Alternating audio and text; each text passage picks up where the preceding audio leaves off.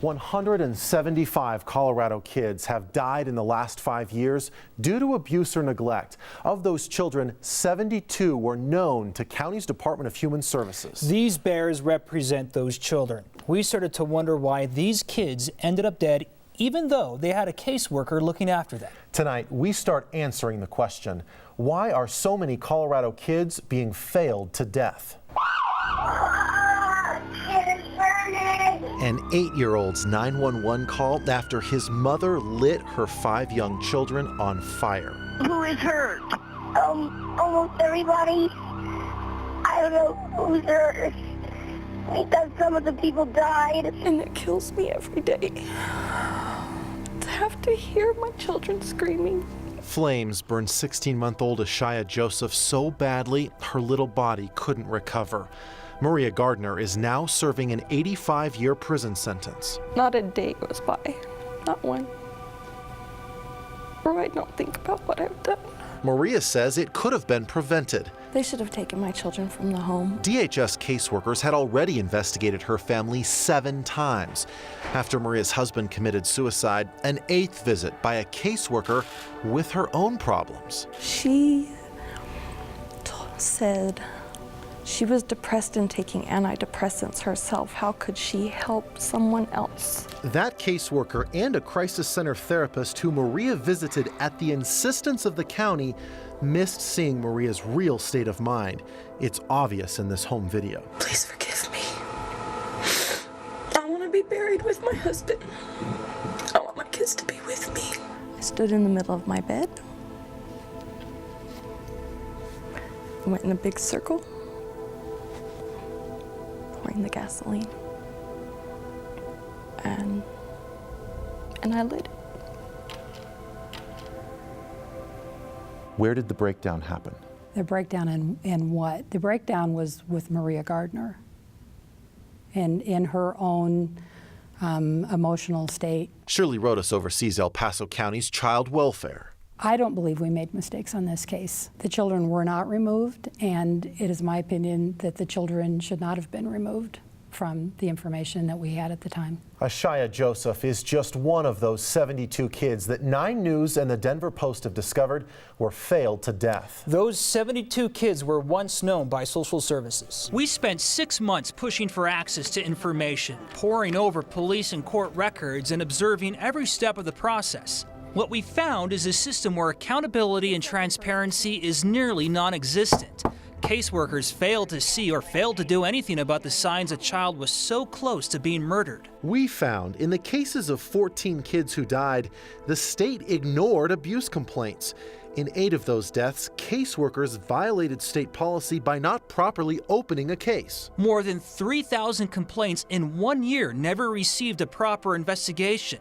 Colorado ranks 47th in the nation for transparency in such cases. And when someone is convicted of killing a kid, the killer's sentences were 25% shorter than people who kill adults. All of this leads us to ask, is our state serious about protecting kids? Kids whose names were known by counties before they ended up on the obituary page. Kids such as Caleb Pacheco, who was found mummified under his mobile home. 2-month-old Grayson Hunt, who suffocated on a bag full of dirty diapers. Or Gabriel Trujillo, who was left in the freezing cold as punishment and then beaten to death. The number of child fatalities we continue to experience in our state is too high. Stephanie Villafuerte leads the Rocky Mountain Children's Law Center, which advocates for children's rights. Most people don't ever know what happens or what the failures were. That's because neither the public or the state itself can see the entire picture, even when a child dies. We literally spend millions and millions of dollars in this state every year to keep kids safe. And I think the public have the right to know what happened if there was a failure. Was it corrected? That's what we want to know, just so it doesn't happen again. What should have happened that Friday night when DHS came to your house? They should have taken my children from the home, and ultimately, I say put me on at least a 48-hour suicide hold. But Maria says blame also lies with her.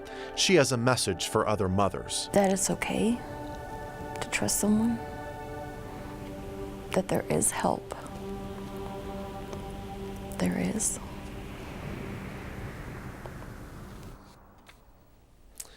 El Paso County has made changes to its policy when parents threaten suicide. Caseworkers now remove children and do a more in-depth investigation. Here's something to think about. Caseworkers do not kill kids. Many of them work very hard to keep kids safe. And when it comes to transparency, a new law requires more information to be made public when a child dies, but still not all details will be released. After watching our story, you might wonder what you can do to keep kids from being failed to death. My colleague Jeremy Hohola is in the Information Center now. Jeremy. Hey there, Jace. We actually found that ordering a pizza in Colorado is far easier than finding the right number to call to report child abuse. Our state is actually 1 out of 14 across the country that does not have a statewide child abuse hotline. So we are doing what the state has been unable to do. We are taking your calls. We have experts here ready to help you report child abuse depending on what county you live in. You can call 303-698-0999. You may feel uncomfortable getting involved, but that feeling is far less than what a child out there could be dealing with right now. Mark, back to you. No question. Jeremy Hohola, Jace Larson, thank you both. Because many children in Colorado cannot defend themselves from abusive parents, child welfare caseworkers are expected to help. In tonight's second part of Failed to Death, 9 Wants to Know and the Denver Post found 2 major problems with this system: a lack of transparency and no accountability. Investigator Jeremy Hohola found a tragic example, a first grader from Federal Heights. Adele, this is a story police in the Child Welfare Office in Adams County are not going to like. That's because we are talking about it and they don't want to. At the center, a 6-year-old boy who was not only failed in life, but in death too. He was a Spider-Man fan, loved wrestling with his older brother, and loved his tricycle. We'd like to tell you Andres Estrada lived in a stable home, went to school, and did well. But sadly, that's not how the story goes in Federal Heights. He was out most of the nights, probably until like about 9 or so. I mean, most kids were in by their home, and he was about the only kid out on the block. 9 Wants to Know found an alarming pattern of no supervision and possible neglect in this home. Social services documented 11 referrals with concerns that he was missing many days of school, showed up to class extremely dirty, and was still wearing diapers at age 6. Police dispatch reports show routine complaint calls from neighbors, even one call from a child welfare caseworker. 7 times police were told about the little boy in the street. After all the calls and all the warnings, Were we getting any calls of a possible auto theft? Andres rode his tricycle for the last time. There's an emergency. This little kid, I just stepped outside, this kid just got hit by a car. On August 24th, 2010, Andres Estrada lost his little life after he was hit by the driver of this white van. His tricycle crushed. Andres was pronounced dead in the street. The driver was found not at fault, an accident that everyone on this street saw coming. We are not child welfare experts. Maybe police and caseworkers had good reason to give Andres' mother routine breaks. We just want to know, could he have been better protected? Hi, my name is Jeremy Hohola with 9 News. I'm looking to see if I could speak with the chief of police. But Federal Heights Police won't answer those questions. Was that the one 2 or 3 years ago? Yes. The department has no comment on that. Okay, that's not acceptable at this point. We really like to speak with the chief in person. The Adams County Child Welfare Director wouldn't meet with us either. Yeah, we've been told by the county attorney's office you guys are not talking because of privacy laws, but that's not good enough for us. We'd like to have you explain that on camera, why you can't talk. I've been told that the department has no comment. The department doesn't have any comment? No. Why is that?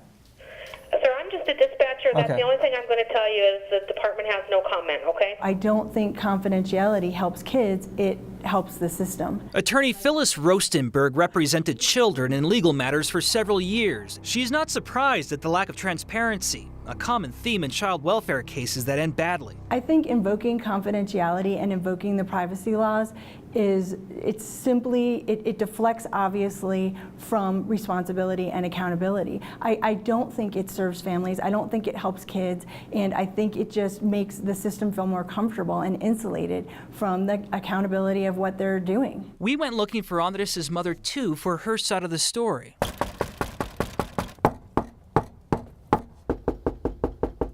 looking for Myrna Estrada. We couldn't find her, but we found her cell phone number. Busco por Myrna Estrada. A family member said Myrna Estrada cannot mentally comprehend a television interview and wouldn't comment either. Failed in life and perhaps failed in death, Andres Estrada never had a chance. Before you go, I'm going to leave a photograph of Andres Estrada here in the lobby, just to remind you of why we're putting pressure on your department for transparency in this case. And not only did the neglect complaints about Andres Estrada get lost, so did the criminal investigation into his death. That got lost too. That's until 9 Wants to Know started asking questions about it. More than 2 years after his death, finally, Federal Heights Police finally handed over a case to the DA's office in Adams County, but we were told by the DA's office through a letter that Don Quick decided not to prosecute, partially because of the mother's mental state in this case and partially because there was not enough evidence from police about neglect. This week, 9 Wants to Know has shown us how some of Colorado's most vulnerable children have been failed to death. But those cases are the exception rather than the rule. 9 Wants to Know investigator Jace Larson returns now, pulling double duty on 2 important stories tonight. And Jace, you're helping us understand how child protective workers make their vital decisions. Kyle, taking kids out of their home is a last resort for the county's Department of Human Services. Caseworkers hope to instead work with parents to make homes safer. 9 Wants to Know and the Denver Post wanted to show you how that process works, from the first call of concern to the last tearful court hearing when a judge has to make that fateful decision. Tonight, we're going to take you where you have never been before, the front lines in the battle against child abuse right here in Colorado. There were some substance abuse issues. Tamisha Macklin didn't have the childhood any of us would have wanted. No one picked me up, so I walked home from school. I was locked out of my house, and so I sat on my porch for a few hours waiting. Tamisha was 6, and it wasn't the first time. My father was on drugs, and we had lost our house and we were homeless. Tori Black suffered repeated abuse when she was 3. DHS stepped in and removed both of the girls. It was scary to be that young and to not have parents. I was scared. I didn't know who these people were. That's very scary. It's very traumatic to not sleep in your bed at night. State Division of Child Welfare Supervisor Ruby Richards says removal is always the last resort, and it's not always best for kids. Public human service agencies don't make very good parents either, and that we have done some disservice to children by trying to raise them in our system. To understand how child welfare works, we spent months trying to find counties willing to show you every step of the process. Tell me about when you witnessed Dad shaking the baby. We were there at the start of the day when abuse complaints came into the Arapahoe County tip line. Staff with years of experience then determine if the tip needs a follow-up. It's an unannounced home visit. Katie Gleason is checking on a baby with a suspicious broken leg. The baby hasn't been seen by an orthopedic surgeon at Children's, which is what was recommended. While Gleason investigates new abuse claims, caseworkers such as Andrea Woods help parents through long-term issues. This mom was living in her van previously, and so she doesn't have a huge amount of stuff. The mom hopes to get her kids back after kicking a pain pill addiction. I felt that the visit went very well. I have no complaints about the home. A caseworker's job can be very tough. A recent survey showed 59% suffered from compassion fatigue. That caused on-the-job problems, turnover, and burnout. It's especially tough for caseworkers when they have to remove kids. The goal is that eventually families are reunited. In the 20 years that I've done this, I can't say that I've ever seen a child who wanted to leave. I've even had cases where kids have broken arms and want to know, when can I go home? Do you have any position on the motion to continue the hearing today? When coming home isn't an option, families end up in a parental rights termination hearing. Denver juvenile judge Karen Ashby has spent 14 years hearing these cases. The decisions we make have very serious long-term impacts. Permanently changing a family does not always guarantee a better life. And I'm going to have the camera stop for a sec. She told us the story of an 18-year-old's phone call to a court clerk. After living his life in the state system, the young man had joined the military. He was calling the clerk's office to get their address because he had to know where to send his remains if he were killed in combat, and he didn't have anybody other than the court. Tamisha and Tori say they're lucky to have new families through foster care. They think removing them was the right decision, even though it came with an emotional price. I want parents to step up and take the responsibility for their kids and do whatever they need to do to be there for their kids so that that doesn't happen. Several counties are now trying out a new way of responding to child abuse allegations. It is called differential response. In such situations, caseworkers take a more friendly approach, interviewing the family together as a group and asking, what help do you need? Caseworkers don't try to place blame or find fault. Only a few counties are using it right now, but it could go statewide. Differential response is not used for severe child abuse complaints. Those cases are still aggressively investigated, the same as they always have been. Kyle? And Jace, you were telling me that's not the only change to how caseworkers are approaching their jobs these days. It's not. They're now getting a lot more training than they used to. They used to hit the streets, for example, after just a few hours of training. Now caseworkers go through a thorough 6-week course, and everyone receives an additional week of training every year. It's something they say is helping them do their job much better. Well, these stories have been really difficult. Yes. They've been provocative, and they've actually educated us a great deal about the system in Colorado. And we're talking about the child welfare system in our state. Each case we have learned is unique. Decisions made not only by caseworkers but by parents as well have a huge impact on a child's life. And in part 4 of our Failed to Death series with the Denver Post investigators, Jeremy Hahola and Jace Larson bring us a tale of 2 outcomes. I had a problem with meth. Her name is Krista Adams, and she isn't afraid to talk about her past. I had lost my 2 older boys with social services. Adams County Human Services was quite familiar with this mother of 6. I spent 5 years pretty much homeless. Adams admits she did not cooperate with caseworkers and instead placed her trust into the man who abused her. He was all that I had, and I didn't have anywhere else to go. So a lot of the times I went back to him was because of that. In 2008, Adams and her boyfriend at the time had a baby. His name was Julian Lackas. He was an excellent baby. He was an extremely happy little boy. He's very determined to get through his disability. His father, Justin Taylor, wasn't so happy. His father did struggle with the cleft lip and the feeding sometimes. One day, Julian was left alone with his dad, who threw his son violently to the ground. And I was pretty much told at that point that his injuries were to extent and that he probably wasn't going to recover. 2 days later, Julian closed his eyes for the last time.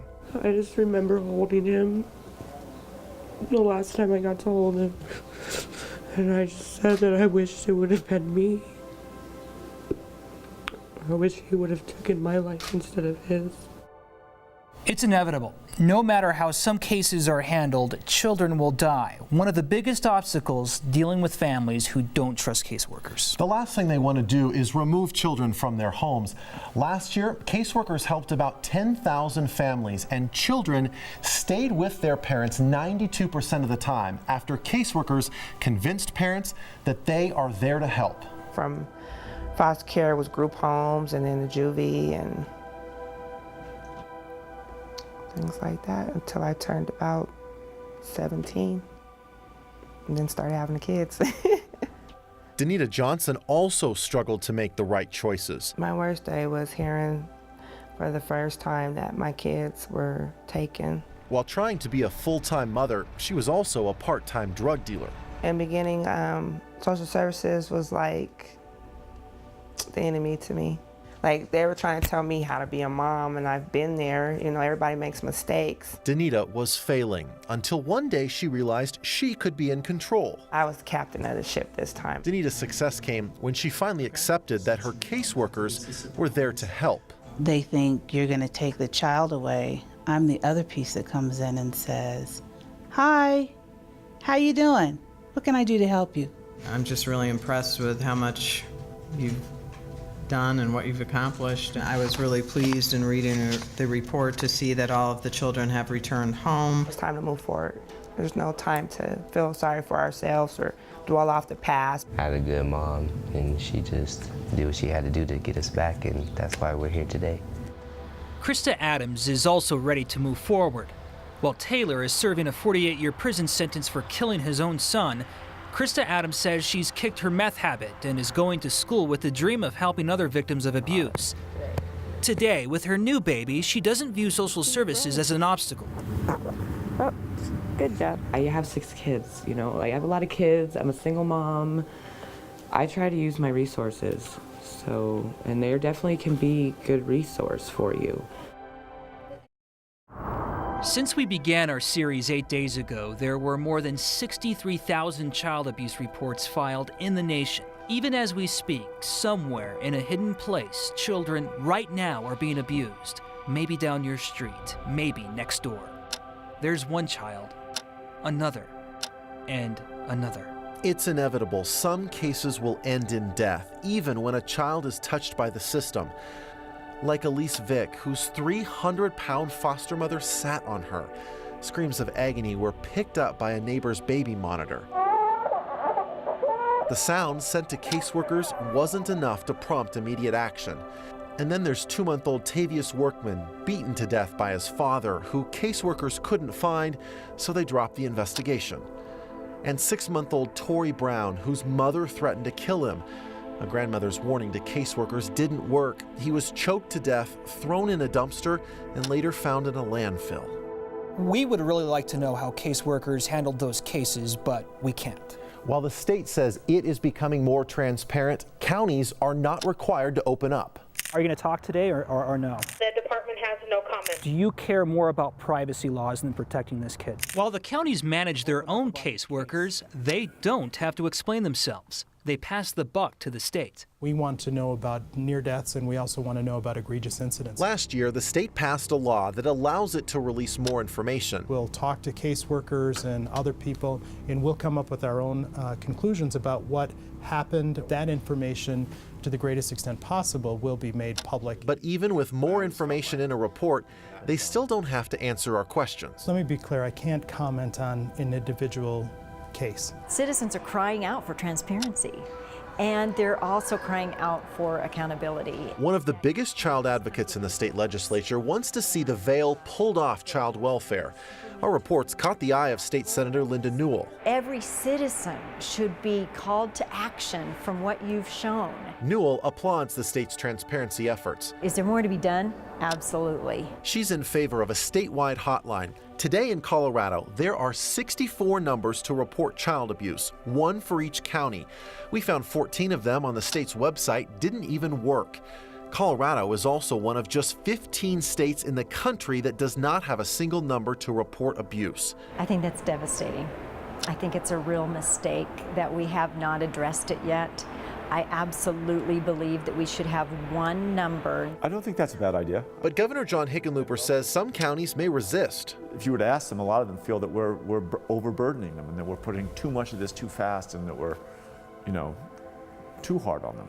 What the state has focused on under Hickenlooper is not only transparency, but training for caseworkers who are often emotionally overwhelmed. The state says it's putting effort into a training academy for caseworkers, not just when they're hired, but through their career. You're looking at a system that is in desperate need of care and nurturing so that they can care and nurture for the children. I see this work as being very much like oncology. Even when an oncologist does everything right the way that they were trained and everything goes perfectly, sometimes horrible things happen and the cancer wins and a child dies.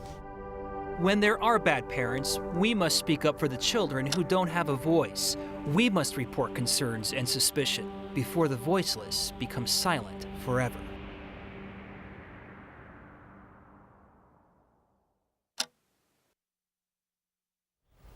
And during this report, 23 kids across the country were abused. By the end of this year, 2,000 would have died as a result of abuse or neglect.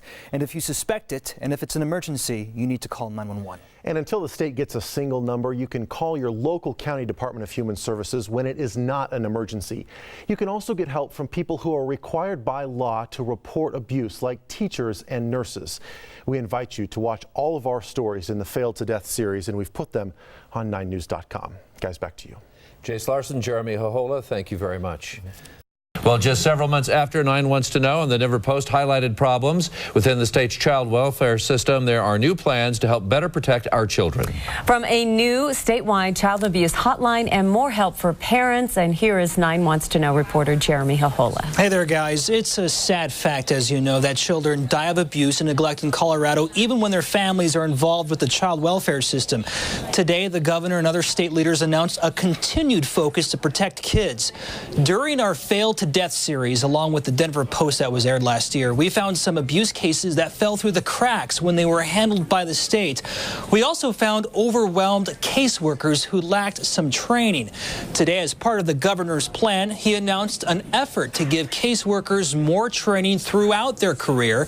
There are also plans to help people with parenting problems, even when their case doesn't warrant an active investigation. Another big obstacle we found during our series, it's hard to figure out who to call to report child abuse when it's not an emergency situation. All 64 counties actually have their own child abuse line. Now there's a push for a statewide hotline, one number to make it easy. Seen some issues that you have actually pointed out, and we want to make sure that we close those gaps so that it is accessible throughout the state and people know where to call. And another focus they announced today was transparency. We found it's often impossible for the public to learn how a fatal child abuse case was handled on the county level. There are plans to possibly tweak some laws that would allow the release of more information to the public. The state also plans to publish more information about how county child welfare systems are doing on the local level to see how they're performing, to hold them accountable. Back to you guys. Maybe more transparency helps. Let's hope so. We always think so. Yeah, that's encouraging. Now, so many people responded to those series of reports, and I think we'll never forget those faces of those children you showed us over that time frame. Yeah, that's right. And we won't forget those faces either, and it's an important issue, quite apparently from the response we're getting at the Capitol. All right, thanks, Jeremy. Yeah. Today, a Senate committee passed a law that would help set up one easy number for Colorado to report child abuse. While 911 can be used in emergencies, each of the 64 counties in Colorado have their own non-emergency line to report child abuse. Sometimes it's just confusing to figure out what county the child lives in. During our Failed to Death investigation, when we called some of those numbers, they either didn't work or nobody answered the phone. Senator Linda Newell, the vice chair of the Senate Health and Human Services Committee, voted yes for this new hotline. Training will be now consistent so that every person answering that phone will be fully trained ahead of time, and hopefully we will have fewer children falling through the cracks. 9 Wants to Know has identified dozens of children who died from abuse despite their contact with Colorado's child welfare system. A series of changes to that system became law today with the governor's signature. Investigative reporter Melissa Blasius goes through some of those changes.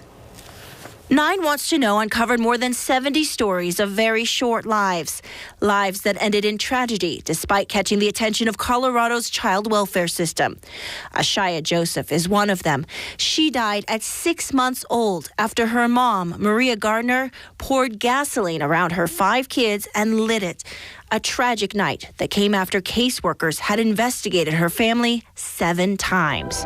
What should have happened that Friday night when DHS came to your house? They should have taken my children from the home. There are strict rules about how caseworkers can act on different kinds of information, but one weakness we found in the system was a lack of transparency. One of the bills signed into law will require each child death to be reviewed by a full team, which will investigate whether and how the system could have worked better. Because we want to make sure that they did not die in vain. We want to make sure that we learn from these child abuse deaths and we do much better in the future. Stephanie Villafuerte with the Rocky Mountain Children's Law Center says it's important to bring details to light. Today's legislation. Governor John Hickenlooper says that will allow the system, administered by all 64 counties, to improve. The right arm knows what the left arm's doing, and that we're going to do a better job of making sure kids don't fall through the cracks. That theme drove another bill, which will create a statewide hotline so people don't have to deal with 64 different phone numbers to report child abuse. The idea here is to make the system better, knowing you can't save every child. So child abuse is a lot like children's cancer. Even when we've got a great doctor doing everything that's medically possible to save a child's life, unfortunately, horrible things happen to kids. What this package is about is reestablishing in Colorado a culture of safety.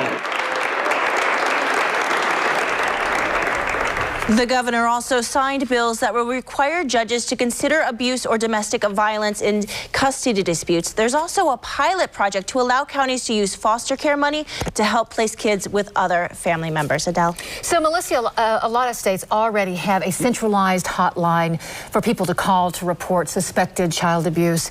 This is kind of the very start. I mean, now we have to get the word out about what this number is, how people can access it. Right, but having a central number, kind of similar to 911, but for child abuse cases, will make it so much easier to publicize to people what to do if they do suspect child abuse. All right. Melissa, thank you. Michael Harris was failed to death, no doubt. Prosecutors call it one of the worst child abuse cases Colorado has ever seen. The judge was so angry, he verbally tore into child welfare caseworkers in court and called for an investigation. Tonight, 9 wants to know if those caseworkers did enough. Jeremy Hohola talked with their boss, and he sat down with the man convicted of killing Michael. Born with blue eyes and marijuana in his system, Michael Harris's life and death raised serious questions and tempers. It's appalling, the level of neglect, not by the mother, which is appalling, but by the state. Highly unusual, scathing words from a judge. It's ridiculous. It transcends the boundaries of human decency. Have us asking, who failed Michael Harris? Children die, but bureaucrats still have their jobs. I know the quality work we're doing here in Adams County is very good. Oh, I know I didn't do it. 2 years ago, boyfriend Donald Scarlett was watching Michael while mom was at work. 911. Yeah, I need an emergency. Instead of calling 911 first, you called your girlfriend. Why? Because I figured she knew about it. I figured she knew something about something. I don't know why, to be honest with you. Scarlett claimed he found Michael stuck in this desk, which was used as a makeshift playpen. What happened was he was underneath the desk this morning when he cried, and he didn't look good when we got him. Because it's a life and death situation, wouldn't you think to call 911 first, though? Yeah, but I've never called 911, and I was never in a situation like that before. And I guess my reaction was different. He was like throwing up, so I put him on the couch, and I went to go check on him, and he's like not breathing. He's not breathing at all? No. Is he unconscious? I don't know. He's cold. His face is cold.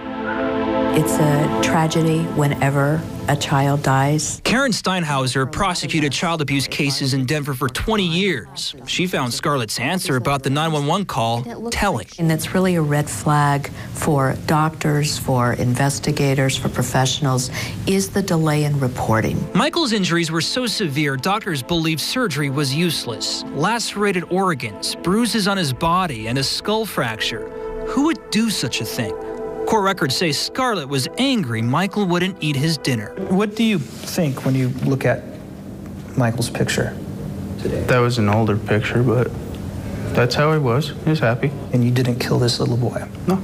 Why should people watching this tonight believe you if you've been convicted by a jury? Because everybody has a tunnel vision. When you're with the child and they pass, you're already guilty no matter what. Michael's mom, Rose Key, is in prison because she knew about the abuse but didn't try to stop it. 2 months before he died, Michael was returned to his mom. Caseworkers and another judge thought she was on the right track after parenting classes. Michael Harris never had a chance in life. But was giving Michael back to his mom a fatal mistake? A state fatality review says caseworkers failed to document a history of drug use and neglect in Michael's home 3 different times. As a system, we had an obligation to give him a chance in life, and our system failed. It is appalling. That same report pointed out Scarlett was a new boyfriend. He only had a marijuana charge on his record. You know, you have cases where somebody kills a child and they have no criminal background whatsoever. Darwin Cox would not answer questions about the caseworkers he supervises because of confidentiality laws. Since I've been here, in the 6 years I've been here, we've had a number of children who've died, but in no instance did a child die because of incompetence, malfeasance, or us not doing our job. He made a point to say courts have the final say over a child's welfare and not just caseworkers. The cases that we're involved in, I don't think we've ever made a really egregious error in judgment or the quality of work that we're doing. Frankly, I think somebody should be taking them in front of a grand jury and trying to find out whether or not their conduct was reckless enough to merit a criminal prosecution. And after those scathing comments by the judge there, so far there has not been any state agency that's launched an official investigation into the Adams County Child Welfare Office. The supervisor you heard from stresses their cases are reviewed by the state and the courts put heavy scrutiny on them. It's important to note here, caseworkers were not the ones who physically hurt Michael. Kyle Scarlett, he's off to prison for the next 42 years. His mother got 16 years in prison. So you've got the judge essentially begging for someone to do something here. I know a lot of people are going to look at this and say this can't be the end of the road. It may not be. We do know of some state agencies out there that could make a move onto Adams County. Very good. Keep us informed. Thanks, Jeremy. Will do.